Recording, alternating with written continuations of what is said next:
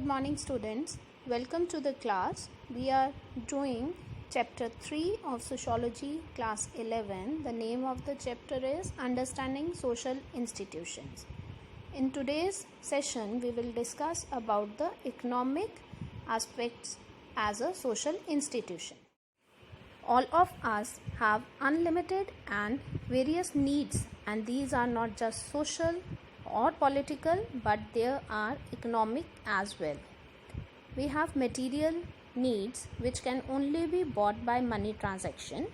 For example, we need a house to live in, clothes to wear, food to eat, a vehicle for transport, other material objects of comfort, and so on.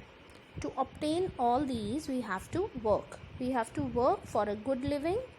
If we do not work, we will have to depend upon our father, mother, brother, husband to provide us our material needs. The activities related to production and consumptions are known as economic activities. Economic institutions coordinate activities of individuals with regard to production, distribution, and consumption of goods and services in the society. The nature and form of economic system and economic institution have not been the same in different era of society. They have been changing and are still changing. However, the economic arrangement that man has evolved in this society or that are as various as his multitude of family, form, custom and rituals. Now, what is work? As children and young students, we imagine what kind of work we will do when we grow up. Work here quite clearly refer to paid employment. Work can be termed to be any task in which the physical or mental efforts of the individual are involved. Whether they are paid or unpaid, such tasks can even be performed as services to cater to human needs. These may be alone in direct exchange of goods or services. Next, we have division of labor. Whether it is a primitive society or modern one, it accepts the division of labor system in production action. Labor division is very important in production. The division of labor is a system of distribution of work among the people based on their skills and competence.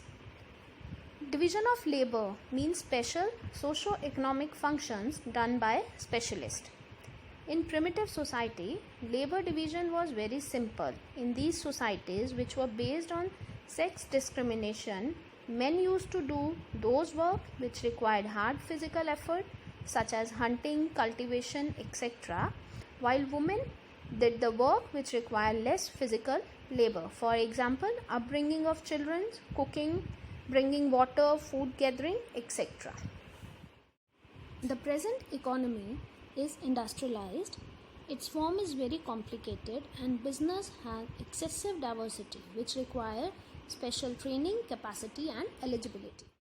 Now, let us understand the transformation of work. Industrial processes were broken down into simple operations that could be minutely monitored, organized. Mass production demand mass market. One of the most significant innovation was the construction of a moving assembly line. Modern industrial production needed expensive equipment and continuous monitoring of employees through monitoring or surveillance system. Over the last decade, there has been a shift to what is often called flexible production and decentralization of work. It is argued that in this period of globalization, it is the growing competition between firms and countries that make it essential for firms to organize production suiting the changing market condition. That's it with today's session. In tomorrow's session, we will discuss political institution, the concept of state and stateless societies. Till then, take care. Goodbye.